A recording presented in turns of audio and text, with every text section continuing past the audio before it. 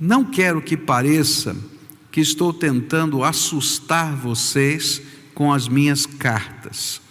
Alguém vai dizer: as cartas de Paulo são severas e duras, mas quando ele está conosco é tímido e quando fala é um fracasso.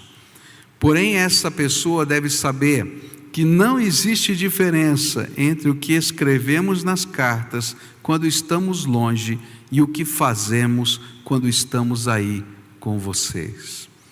Pai querido, é em nome de Jesus que eu te peço, que nessa hora, quando vamos meditar nesses versículos que aqui estão, que o teu Espírito Santo se manifeste aqui entre nós.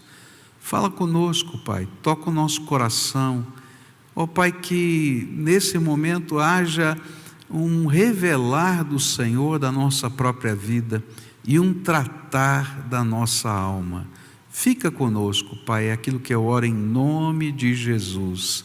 Amém e amém. Integridade. Essa é a credencial que Paulo vai tratar aqui nesse versículo. Essa semana faleceu um dos grandes homens de Deus do século XX, do século XXI também, mas especialmente do século XX, foi Billy Graham. Billy Graham morreu essa semana aos 99 anos de idade. E essa frase que eu vou ler aqui foi falada por Billy Graham. Billy Graham disse o seguinte: a pessoa de integridade é confiável, pois é a mesma pessoa sozinho e a milhares de quilômetros do seu lar, como é na igreja ou em sua casa. Eu achei muito interessante como Billy Graham define integridade, porque tem tudo a ver com aquilo que Paulo está falando aqui. As pessoas diziam assim: Paulo, você é corajoso para falar o que você está falando, porque você não está aqui. E aí quando você está escrevendo, você fica corajoso. Eu conheço muita gente que é corajosa quando escreve. Você conhece? E tem uns que não tem nem bom senso, escrevem umas besteiras que eu vou lhe falar, né? Mas quando está ali no contato pessoal já não é igual. Então eu estava dizendo assim: Paulo, você quando está escrevendo, você é corajoso, você fala firme e assim por diante, mas eu quero ver você falar isso quando estiver aqui. E aí Paulo vai dizer assim: olha, eu quero dizer para vocês que eu sou a mesma pessoa quando eu estou longe ou quando eu estou perto de vocês, que eu tenho os mesmos valores quando vocês podem me ver face a face ou quando eu estou em qualquer lugar do mundo. E essa é uma ideia muito interessante de integridade. A palavra integridade quer dizer único, completo, não é?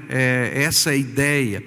E a ideia que a Bíblia vai nos dar de integridade é que nós temos valores e princípios que norteiam a nossa vida, que determinam o que a gente vai fazer, quando a gente vai fazer, de que maneira a gente vai fazer, e que isso não pode acontecer apenas quando há uma supervisão. Tem gente que é íntegra quando o guarda está olhando, mas não é íntegra, não é quando o guarda não está olhando. É íntegra quando a gente sabe que vai ser, vamos dizer assim, supervisionado, mas não é íntegro, né? E assim vai. Tem gente que é íntegra, não é? No seu casamento, se a mulher estiver do lado, ou o marido. Mas a Bíblia está dizendo que integridade é ser a mesma pessoa, ter os mesmos valores, viver o mesmo estilo de vida em qualquer lugar, em qualquer circunstância da vida. E Paulo estava dizendo exatamente isso para os seus críticos. A palavra de Deus vai dizer no versículo 1 desse texto, que ele disse assim: olha, vocês estão dizendo aí, dizem que eu sou humilde quando estou com vocês, mas duro quando estou longe. E agora nesses versículos 10 e 11 ele está afirmando exatamente isso: eu sou o mesmo em qualquer lugar. Eu me lembro quando a BBN, né, a rádio, né, nos disciplinou, né, ela mandou a gente sair da rádio. E ela mandou sair da rádio porque um dos diretores da rádio assistiu um culto nosso e não gostou do nosso louvor aqui na igreja. E aí me escreveu uma carta, não é, imensa, me dando uma bronca e dizendo que eu tinha me corrompido nos meus valores e tal, etc. E eu respondi uma cartinha, não é, para ele assim com uma frase muito simples assim, não é? Eu sou o que sempre fui, e a nossa igreja é o que sempre foi. Nós nunca fomos diferentes. Quando vocês nos convidaram, nós já éramos assim, nós já vivíamos assim. Quem mudou foram vocês. Ser íntegro é isso, é a gente poder ser essa pessoa que tem valores e que se importa com os seus valores e vai viver esses valores em qualquer contexto. É interessante que Paulo vai dizer que ele era assim, alguém que podia ser o mesmo numa carta, como também pessoalmente, por exemplo, no livro de Gálatas, capítulo 2, onde ele vai dizer dessa capacidade de confrontação de Paulo. Ele diz assim: porém, quando Pedro veio para Antioquia da Síria, eu fiquei contra ele em público, porque ele estava completamente errado. De fato, antes de chegarem ali alguns homens mandados por Tiago, Pedro tomava refeições com os irmãos não judeus. Mas depois que aqueles homens chegaram, ele não queria mais tomar refeições com os não judeus, porque tinha medo dos que eram a favor de circuncidar os não judeus. E também os outros irmãos judeus começaram a agir como hipócritas, do mesmo modo que Pedro, e até Barnabé se deixou levar pela hipocrisia deles. E quando vi que eles não estavam agindo direito, de acordo com a verdade do Evangelho, eu disse a Pedro, na presença de todos: você é judeu, mas não está vivendo como judeu, e sim como não judeu. Então como é que você quer obrigar os não judeus a viverem como judeus? Paulo está dizendo: olha, eu sou o mesmo quando eu escrevo uma carta ou quando tem que confrontar Pedro. E não era fácil confrontar Pedro. O que Paulo está tentando ensinar para a gente é que uma das credenciais de um servo de Deus, e que vai dar condição da gente ter autoridade espiritual, é essa integridade, da gente ser verdadeiramente aquilo que a gente prega, da gente viver verdadeiramente aquilo que a gente crê. Um dos grandes problemas hoje na pregação do Evangelho é aquilo que a gente chama de nominalismo cristão. Sabe o que é um cristão nominal? É aquela pessoa que se diz cristã, mas não vive os valores da fé cristã. Não existe cristianismo sem os valores de Jesus na nossa vida. Se Jesus não for o Senhor, nós nos tornamos pedra de tropeço na vida dos outros. E é muito interessante o que a Bíblia diz para as pessoas que se tornam pedra de tropeço na vida dos outros. A palavra de Deus é muito firme. Jesus disse que era melhor pegar uma pedra de moinho, aquelas pedras bem grandes, imensas, que moía a azeitona para fazer o azeite, tá? Pendurar no pescoço e se jogar no mar, do que enfrentar o juízo de Deus diante desse nosso desserviço ao Evangelho. Integridade é a gente deixar Jesus transparecer na nossa vida. Não é perfeição, não tem ninguém perfeito aqui, não existe ninguém perfeito. Tem falhas, tem erros, mas a gente tentar com sinceridade viver os valores do Evangelho no dia a dia da nossa vida. E sabe, um dos lugares mais difíceis de viver o valor do Evangelho é em casa. Porque em casa você tira todas as máscaras e você é quem você é. E eu diria para você, começa a ser uma pessoa íntegra dentro da sua casa, nos seus valores. Continua sendo íntegra quando você sai da porta da sua casa e vive os valores do Evangelho em qualquer lugar. Quando você vai viajar, que você continue sendo alguém que vive os valores do Evangelho. Quando você vai trabalhar, que você viva os valores do Evangelho. Isso é integridade. O mundo anseia por pessoas que sejam íntegras. Nós estamos cansados de duas faces, de hipocrisia, de mentira, de discurso. Por isso a maior mensagem que a gente prega é viver Jesus Cristo. Eu não estou dizendo que a gente não vai anunciar Jesus Cristo, que a Bíblia manda anunciar, mas a nossa vida pode ser uma confirmação ou uma negação dessa mensagem. Eu já contei essa história para vocês, mas ela é para mim muito profunda. Eu, assim que me converti com 12 anos, fiquei tão feliz, né, com aquela minha conversão. E um dia eu estava brincando na rua e tinha um vizinho meu, né, que se dizia evangélico, de uma denominação evangélica. E eu cheguei para ele tão feliz, porque eu estava convertido agora, e disse: ô irmão! E ele virou para mim e disse assim: você pertence à igreja tal? Eu falei: não pertenço à igreja tal. Então você não é meu irmão. Eu tinha 12 anos, eu fiquei assim, falei: cara chato. Passaram-se algumas semanas, esse homem veio bêbado, mas bêbado que nem um gambá chegando em casa, tombando assim. Eu olhei para ele e falei: graças a Deus que você não é meu irmão. É assim. Integridade é a gente viver aquilo que a gente crê e poder ser a autenticação dessa mensagem na vida das outras pessoas.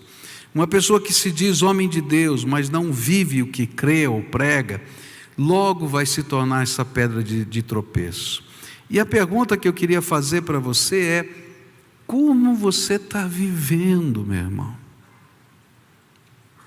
Como são os seus negócios? A Bíblia diz que sua palavra deve ser sim, sim, não, não, que passa disso é de procedência maligna. Como você vive publicamente e na intimidade do seu ser? Seja íntegro. Nós precisamos de uma nova geração, de criar uma nova geração que possa entender que integridade faz parte do viver mais simples da vida.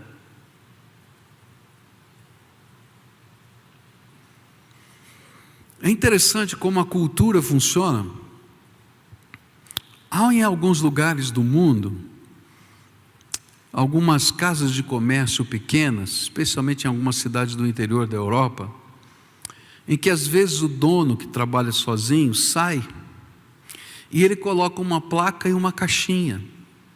Ele diz assim: olha, se você pegar alguma coisa, por favor, coloque o dinheiro aqui nessa caixinha. A gente, como brasileiro, chega lá e diz assim: esse negócio funciona? Funciona isso aqui?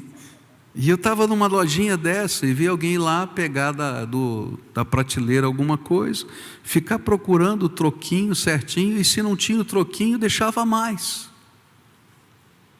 Eu falei: esse negócio funciona aqui. Fosse no Brasil, saqueava a loja toda. Mas também já vi o pior. Eu estava no Japão uma vez com um japonês. E aí a gente entrou no mercado. E aí o japonês começou a dar risada. E eu perguntei: por que você está dando risada? Ele disse assim: aqui no alto-falante estão dizendo assim: cuidado, brasileiros entraram na loja. Eu falei: você está brincando? Eu falei: não, é verdade, ele acabou de falar. Eu era o brasileiro que tinha entrado na loja. A gente viu aí as notícias essa semana, 97 no ranking de 180 do ranking, não tem nem 50%, é menos, tá? Do ranking de honestidade, de integridade, de transparência, de não corrupção. Nós temos que mudar a face dessa nação. Agora, como é que a gente começa a mudar? A gente começa em casa, ensinando integridade. Integridade nas pequenas coisas e nas grandes coisas. E a gente não ensina só para o filho, a gente vive integridade nas pequenas coisas e nas grandes coisas. E a gente tem que ser o mesmo em todo lugar. E quando isso começar a acontecer dentro da nossa casa, e na casa do outro, e do outro, e do outro, vai haver uma mudança. Eu recebi de um irmão que pesquisa os jornais, né, e me dá de presente as pesquisas dele. Hoje de manhã, um artigo no jornal maravilhoso, falando sobre o avanço evangélico, que saiu no Valor Econômico essa semana, e ele disse assim: olha, em 2040 nós seremos a maioria da população do Brasil, mas uma maioria que não muda o jeito de viver de uma nação, não vale nada. E só vai valer se a gente puder ser íntegro. E queridos, nós temos que ser íntegros nas pequenas coisas e nas grandes coisas. A gente tem que viver o que a gente prega, e é isso que a palavra de Deus está ensinando. E queridos, quando eu falo disso, e quando alguns crentes falam disso, às vezes é interpretado como um messianismo, não é? Como alguns dos nossos esse pessoal tem um sentimento messiânico, são eles os salvadores da pátria. Não, o Salvador é Jesus, Ele é o Messias. Se você segue Jesus, Ele vai transformar a tua vida e vai transformar a sua nação. É isso que a Bíblia ensina. Eu creio nisso de todo o meu coração, mas a gente tem que viver esses valores da fé. A palavra do Senhor vai também nos dizer aqui que uma outra credencial que Paulo está dizendo aqui são os parâmetros da nossa vida, os limites da nossa vida. Tem tudo a ver com integridade, mas Paulo agora vai trabalhar limites. E ele vai dizer assim, versículos 12 a 15: é claro que não nos atrevemos a nos igualar ou a nos comparar com aqueles que pensam que são tão importantes. Como são ignorantes! Primeiro eles resolvem quais as medidas que irão usar para medir, e depois eles se julgarão de acordo com essas mesmas medidas. Nós não vamos nos orgulhar além de certos limites. Deus é que põe os limites no nosso campo de trabalho, e Ele nos deixou chegar até vocês em Corinto. Desde que vocês estão dentro desses limites, não fomos além deles quando chegamos até aí, levando o Evangelho de Cristo. Assim, não nos orgulhamos do trabalho que outros têm feito em lugares que vão além dos limites que Deus nos deu. Pelo contrário, esperamos que a fé que vocês têm possa crescer e que nós possamos fazer um trabalho ainda maior entre vocês, sempre dentro dos limites que Deus tem posto para nós.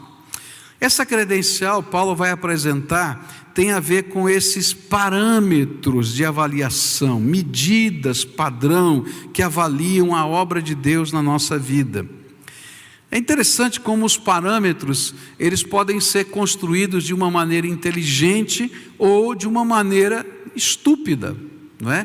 E Paulo está dizendo, toma cuidado, porque os parâmetros que estão usando para avaliar o ministério que plantamos aí da igreja, eles são parâmetros estúpidos, eles foram construídos para ratificar aqueles que estão nos criticando. Então ele está dizendo assim, olha, tem gente que constrói os parâmetros, que constrói as medidas padrão, para que essas medidas padrão, vamos dizer assim, autentiquem o seu próprio ministério. Então isso não adianta nada, não funciona nada, isso é uma tolice.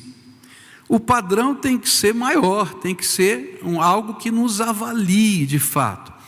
Há alguns anos atrás, a gente teve uma reunião, nós tínhamos 3 entidades que estavam trabalhando num projeto missionário na França, com muçulmanos na França. E aí, então, estava havendo uma discussão, né, entre essas 3 organizações sobre a avaliação do projeto que estava sendo feito ali naquele lugar. E uma organização americana, ela estava dizendo, não, o trabalho não está dando certo. E eu estava representando as outras duas organizações brasileiras nessa reunião. E eu disse assim, ok, então quais foram os parâmetros que vocês usaram para checar, não é, se isso está dando certo ou não? Eu vou mostrar para vocês os meus parâmetros, mas eu queria saber quais são os seus. Aí o americano ficou doido lá, que não sabia me responder. Aí eu falei assim, bom, então deixa eu mostrar para você a nossa avaliação. E aí eu tinha em português e inglês, uma lista, não é, de todos os contatos que tinham sido feitos, o que já tinha acontecido com aquelas pessoas a nível de avaliação. E nós usamos uma ferramenta, não é? Aí você tem as ferramentas que são parâmetros, chamado na missiologia de escala de Engel, não é? E eu coloquei cada contato daquele dentro da escala de Engel. E dizendo assim, ó, fulano está no nível tal, está no nível tal, ele saiu do nível tal, esse ano ele melhorou para o nível tal, nós estamos chegando lá, esse aqui já se converteu tal. Eu disse, ok, esse aqui é a nossa avaliação, qual é a sua? O americano abaixou a cabeça, ele falou, não, é a opinião de uma pessoa. Queridos, o que a gente está aprendendo aqui é que Deus coloca parâmetros para avaliar a nossa vida. E não são os nossos achismos que vão determinar o que está certo e o que está errado na nossa vida. E Paulo está dizendo assim, eu vou avaliar o meu ministério, eu vou avaliar a minha vida, não apenas por causa de que alguém disse que tem credencial ou não tem credencial. Eu vou olhar para aquilo que Deus está falando para a minha vida. E aí Paulo faz uma crítica muito forte aos parâmetros utilizados. Ele diz assim, é claro que não nos atrevemos a nos igualar ou a nos comparar com aqueles que pensam que são tão importantes. Como são ignorantes. Primeiro eles resolvem quais as medidas que irão usar para se medir e depois se julgarem de acordo com essas medidas. Paulo está dizendo que era uma tremenda burrice definir parâmetros que têm como propósito não uma avaliação honesta, mas apenas o desenvolvimento de uma ferramenta de autoaprovação e orgulho. E diante disto, né, ele logo sugere a pergunta, então quais deveriam ser os parâmetros usados para avaliar a vida e a obra de um homem de Deus? E ele apresenta aqui para a gente 4 parâmetros. Primeiro parâmetro, os limites estabelecidos pelo Senhor para a sua obra e os seus obreiros. E queridos, os limites para a minha vida estão descritos na palavra de Deus. Como é que eu vou julgar se eu estou caminhando bem com a minha família? O que a Bíblia fala sobre família? Como eu vou julgar se eu estou caminhando bem nos meus negócios? O que a Bíblia fala sobre negócios? Você sabia que a Bíblia fala muito mais sobre dinheiro do que a maioria dos assuntos, para a gente aprender a avaliar o nosso jeito de viver nos nossos negócios? Como é que vai a educação dos meus filhos? Existem parâmetros na palavra de Deus. E Paulo está dizendo, olha, pega a palavra e transforma a palavra no recurso de Deus para a tua vida. Agora, para isso acontecer, você tem que ler a palavra. A gente está vivendo numa geração de crentes que não leem a Bíblia, que não estudam a Bíblia, que se contentam com o sermão do pastor. Queridos, é muito pouco. Deixa a palavra de Deus encher o teu coração e você vai encontrar os limites na tua vida. E o Espírito Santo vai fazer você lembrar, é promessa de Jesus. O Espírito Santo vai fazer você lembrar tudo quanto foi dito pelo Senhor na tua vida. O segundo parâmetro que vai ser apresentado são os limites determinados pelo mover do Espírito Santo. E aí Paulo está dizendo assim, olha, se eu cheguei até Corinto, é porque o Espírito de Deus me levou lá. E se eu comecei essa obra lá, não foi porque estava no meu planejamento. Mas o mover de Deus na minha vida determinou limites. E Corinto estava dentro do limite. E aí a gente vai aprender uma coisa linda da vida cristã. Eu não tenho tempo de descrever muito aqui, mas é aprender a viver debaixo da orientação do Espírito. Você vai estar no lugar certo, na hora certa. Porque o Senhor é que vai te conduzir. Senhor, eu preciso tomar uma decisão na minha vida. E eu preciso de sabedoria do alto. A Bíblia diz que você pode pedir essa sabedoria. E o Senhor vai dizer, vai filho. E algumas vezes Ele vai dizer, não vai. E se Ele não falar nada, espera. Porque Ele que manda na tua vida. E Paulo está falando disso. Olha, um parâmetro que é credencial de um homem de Deus é esse mover do Espírito. Esse determinar. Quando nós falhamos não ouvindo a palavra do Senhor na nossa vida, nós falhamos na missão. Na vida profissional não é assim? Às vezes a gente vai fazer uma avaliação, vem lá um RH, vem lá um consultor, e ele faz uma entrevista na sua empresa e diz assim, olha, fulano é maravilhoso, mas ele está no lugar errado. Já ouviu falar isso? Está no lugar errado. Eu quero dizer para vocês que o Espírito Santo faz essa avaliação todo dia. Tem hora que ele diz assim, você está no lugar errado, não foi aí que eu te mandei. E aí, normalmente esses consultores pegam aquela boa pessoa e colocam no lugar certo, e o rendimento daquela pessoa explode. E eu quero dizer para você que essas são as maneiras como o Espírito Santo trabalha na nossa vida. Ele diz assim, você está no lugar errado, deixa eu colocar no lugar certo. E a gente vai para o lugar certo, e o Espírito de Deus revela o poder dele na nossa vida. E ele está dizendo, Paulo está dizendo assim, olha, esse aqui é um parâmetro. Eu só vou aonde Deus determina para a minha vida. Eu só faço aquilo que o Espírito Santo confirma no meu coração. E aí eu diria para você, presta atenção no mover do Espírito na nossa vida. Se eu pudesse, como pastor, ensinar uma coisa para um crente, eu diria assim, aprenda a ouvir a voz do Espírito no seu coração. A sua relação com Deus não é apenas uma repetição de credos. Sua relação com Deus fez com que o céu se abrisse para você. E o Senhor que está sentado no trono diz assim, pode entrar com ousadia na sala do trono, porque eu sou o sumo sacerdote que intercede por você ao Pai. Gente, não perde essa bênção. O Senhor revela, o Senhor fala, o Senhor mostra. Ele nos abre portas e Ele fecha portas.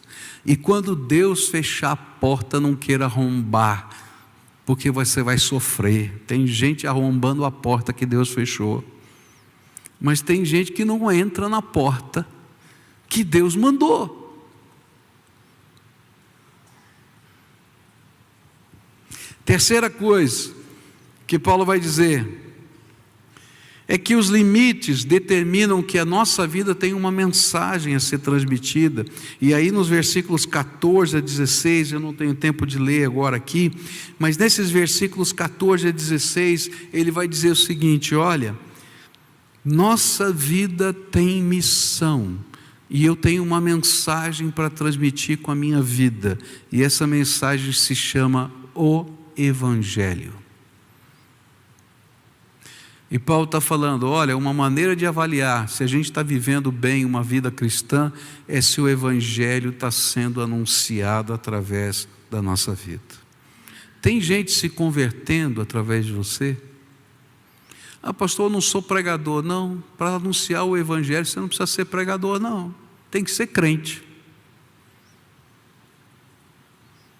Para levar pessoas à presença do Senhor, você não tem que ser um erudito.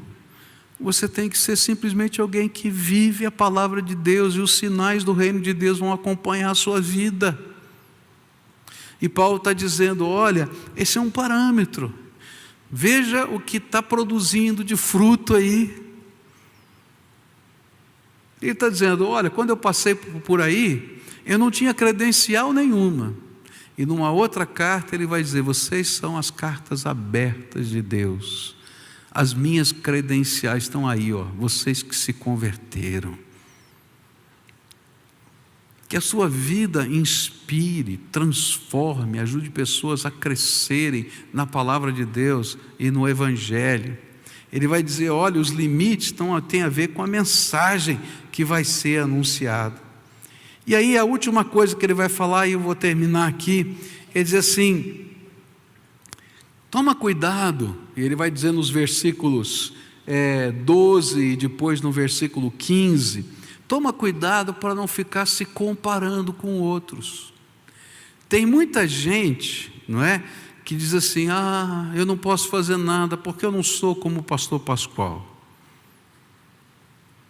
Louvado seja Deus que você não é como o pastor Pascoal, porque Deus te fez único e especial. Você entende isso? Você é único e especial, e Deus vai te usar do jeitinho que você é. Você não tem que ser que nem o pastor Pascoal. Eu não prego. Não é isso. Você é único e especial. E Paulo está dizendo: eu não vou me comparar com ninguém, não. Eu vou ser quem eu sou para a glória de Deus. E aí Deus começa a usar a vida da gente do jeitinho que a gente é. E tem pessoas que têm marcas tão bonitas. Tem um moço aqui, né, que está aquele moço. Vem aqui, você de barba aqui. Vem cá, eu não esqueci o seu nome. Vem aqui. Você mesmo. Como é que ele chama? Mário. Vem aqui, Mário. Sobe aqui em cima. Maico. Vem cá, Mário. Ele fica de vez em quando tirando foto também, né? Mas eu quero brincar um pouquinho aqui com você. Você deixa eu brincar com você? Então chega junto aqui, ó, tá? Esse menino aqui, ele me impressiona às vezes. Ele nem sabe o que eu vou falar, tá? Ele me impressiona às vezes. Sabe por quê? Isso é ele, do jeitinho dele. Mas ele abençoa a vida da gente. De repente ele está tirando foto, está andando por aí, ele para e diz assim: posso orar por você? E ora pela gente. Não é verdade isso? E várias vezes ele fez isso comigo, fez com o Michel, fez com tanta gente aqui. Querido, continua sendo essa bênção que você é, filho, viu? Do jeitinho que você é, porque você abençoa a vida da gente, tá? Não dá, ele é único, não tem outro igual. É o jeitinho dele. Você é único. Você é único, não tem mais ninguém igual a você, e você pode ser uma bênção do jeitinho que você é. E Paulo está dizendo: eu não vou ficar me comparando, não, porque o diabo usa isso para dizer: porque fulano, porque o Beltrano, eu não posso. Não, querido, você é obra-prima de Deus, e deixa Deus usar a obra-prima dele. E sabe, quando a gente começa a viver essas coisas, a gente abençoa. Às vezes, a gente vai saber que abençoa, como esse menino soube que me abençoou tantas vezes. Mas às vezes não. Mas eu continuo sendo quem eu sou, para a glória de Deus. E esses são parâmetros de Deus.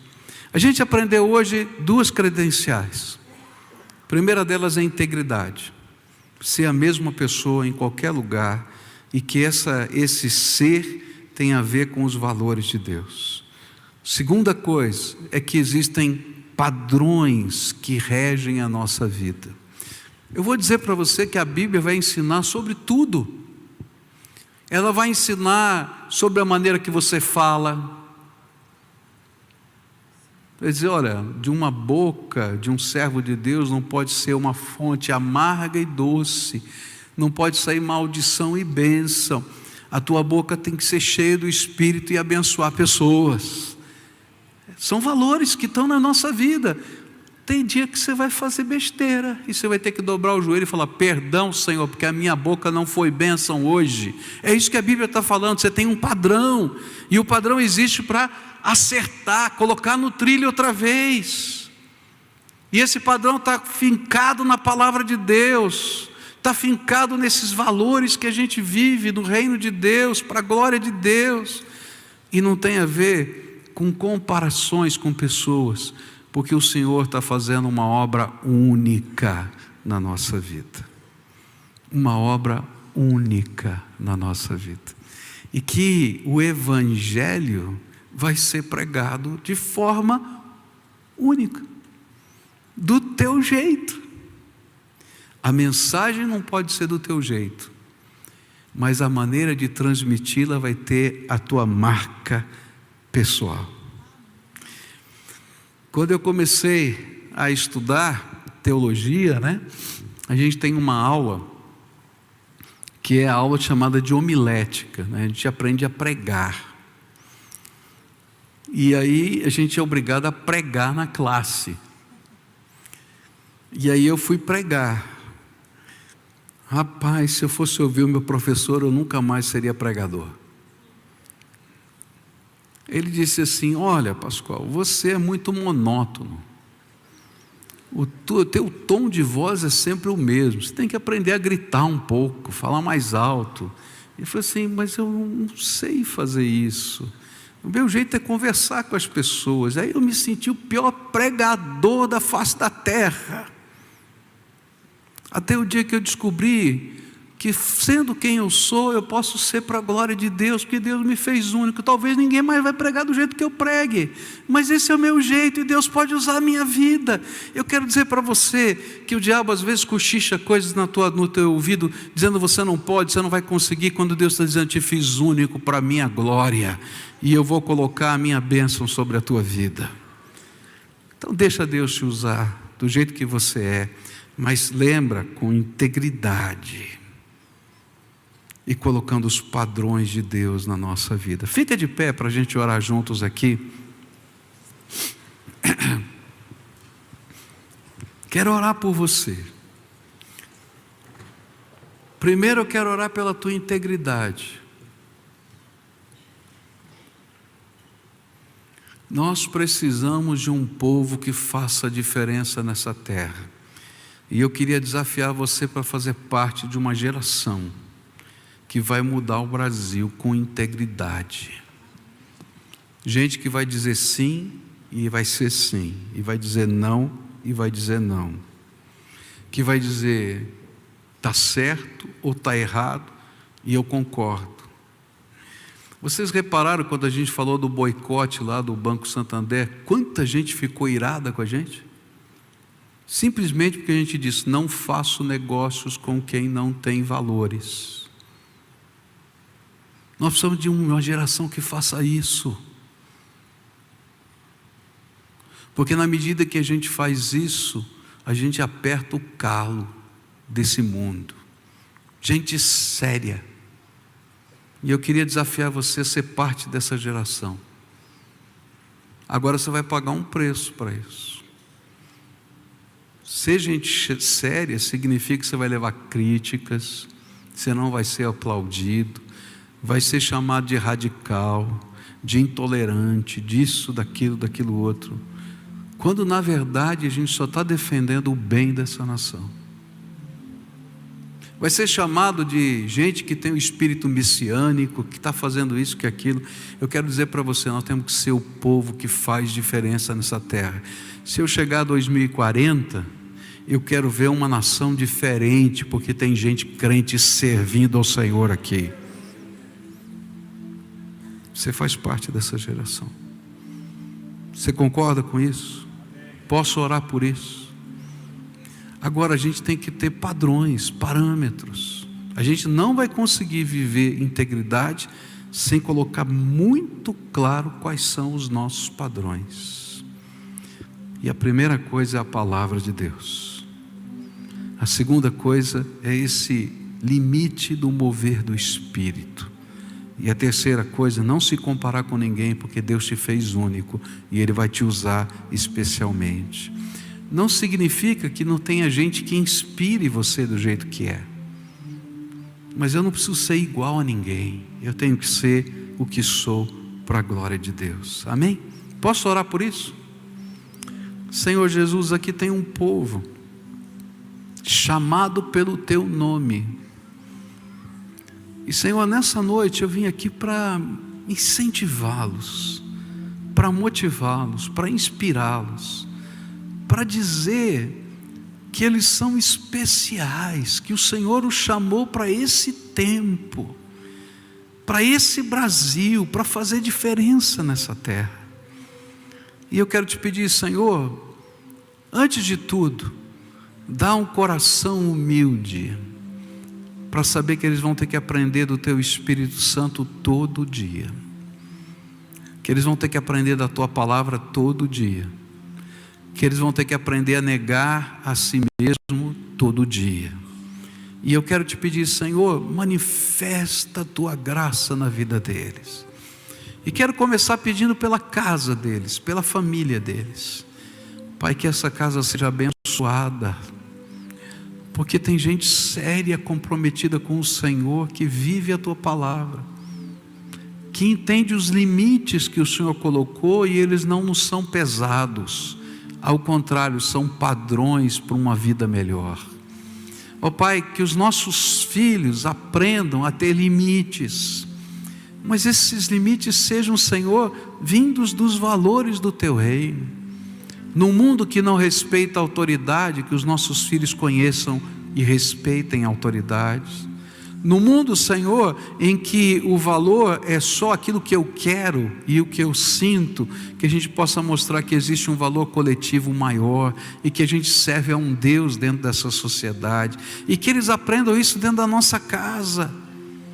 Abençoa a casa dos Teus servos, e que os filhos deles sejam benditos do Senhor, para construir uma nação bendita do Senhor. Ó Pai, que o Evangelho seja pregado com coragem, com ousadia, mas com amor, com o coração quebrantado, com oração, com sinais e maravilhas, autenticando a Tua palavra, e que isso aconteça nessa geração, Pai, com esse povo que está aqui. Faz essa obra, Pai, em nome de Jesus, em nome de Jesus. Amém e amém.